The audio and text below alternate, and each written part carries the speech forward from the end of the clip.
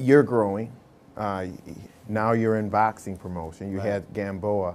And the one thing about that fight that fascinated me was that you worked the phones. You were a promoter. You performed at the show. You played, you used your advantage. You leveraged your advantage of who you were. Do you think that the people that thought that you wouldn't be successful as a boxing promoter saw that value that night? Absolutely. And they saw that that was the biggest card of the year. Biggest fight of the year would be the Manny Marquez fight. You know, so to position him to come back on that actual card was definitely the right move and position for Gamboa. And he's aware of it because he looks in our direct association, he gets more people that just out of interest. Right. Want to say, well, where is he like? Even if, because hip hop coaches are always conditioned for a battle consistently. So when you pick a person like, he's like, oh, this is his fighter. Now you're gonna start finding other artists wanting to be associated with fighters. You're gonna start finding, they may not necessarily be in it enough to be a promoter of the actual fighter, but some sort of association and work with the actual fighters. And I mean, it comes by way of the aggression necessary to compete on some levels within the culture. I think it speaks directly to the fighters and then internalize it in a different way because it takes their mind off of the discipline involved with performing on that level. How much work has to be done in the actual gym, the music's playing.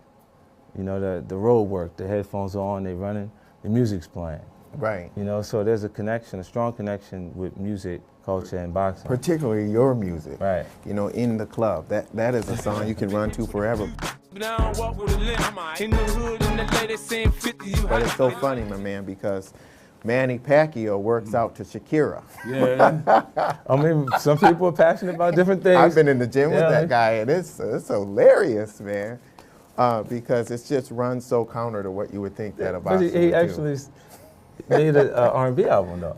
Yeah, we so, sang together. Yeah, so he's, you know, you can see him having an interest in that. I can see that. So it wasn't necessarily an impressive win, but it was a win. Right. And it got you started. And I think it is, well, to win the actual championship is always impressive. He is that level of fighter, the A-grade level of fighter. And what you saw with Manny Marquez is what happens when you got A-level fighters there. When Manny beat Marquez 3 times before that. Yes. And my actual scorecards was winning that fight until that punch, because a guy with that kind of professional time and work put into, you know, being that kind of fighter always has a puncher's chance. You know, and it can be down to 1 punch. It came true that night. 6 seconds left in the round. Marquez nose broke, blood all over the place. Those 6 seconds go by without that overhand right landing. They have to stop the next round. Was there a little truth to the criticism that, hey, you know, this guy thinks he can come into boxing now because he's been friends with Floyd Mayweather, but it's a lot harder than it looks? Were there things that were a lot harder than they looked? Well, the old boys club doesn't like anything new. But that old way of thinking is what pushes all of the top fighters towards me. And you helped them. Within tradition, the promoters have beat the fighters out of the money. When it's not my primary income, I don't have interest in that. I actually got involved with the sport because I'm passionate about it. And it's actually, boxing is losing. The UFC, right? Yeah, the entire sport is losing. It needs new energy, it needs new excitement involved, and it needs a different way of thinking. Like, I only want to be associated with the top fighters because I don't want to have to run. As a promoter, I don't want to have to run from the top talent. So the fighters that come got to be aware that we're going to fight the best fighters. You see what I'm saying? Yeah, and that's just my concept. I don't want to be associated with fighters that are in portions of their career where they're ducking and dodging opponents that they feel like are, you know, stronger than them. So you're really in this for the long haul. This isn't look, flash in the pan.